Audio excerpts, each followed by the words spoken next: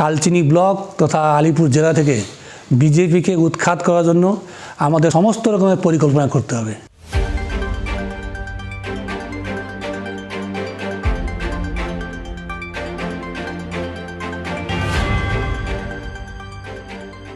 লোকসভা নির্বাচনের আগে আলিপুরদুয়ার জেলায় তৃণমূলের সংগঠনের বড় রদবদল।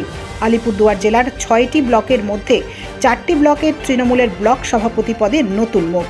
কালচিনি ব্লকের সভাপতি হলেন অসীম কুমার লামা, আলিপুরদুয়ার 2 ব্লকের সভাপতি হলেন পরিতোষ বর্মন, আলিপুরদুয়ার 1 ব্লকের সভাপতি তুষারকান্তি রায়, ফালাকাটা ব্লকের সভাপতি সঞ্জিত দাস, মাদারিহাট ও কুমারগ্রাম ব্লকের সভাপতি অপরিবর্তিত রয়েছে।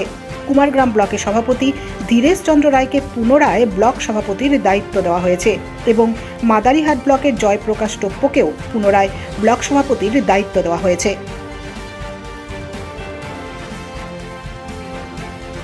আমি খুবই রাজ্যের মাননীয় মুখ্যমন্ত্রী শ্রীমতী মমতা ব্যানার্জি আর আমাদের দলের জেনারেল সেক্রেটারি শ্রী অভিষেক ব্যানার্জিকে অনেক অনেক ধন্যবাদ জানাই এবং কৃতজ্ঞতা জ্ঞাপন করি।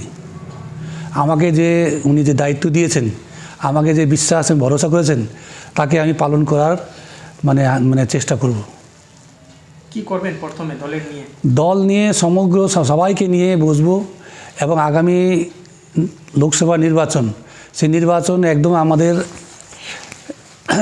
একদম সামনে সময় নেই, আমাদেরকে সবাইকে নিয়ে ঝাঁপিয়ে পড়তে হবে এবং আমাদের কালচিনি ব্লক তথা আলিপুর জেলা থেকে বিজেপিকে উৎখাত করার জন্য আমাদের সমস্ত রকমের পরিকল্পনা করতে হবে।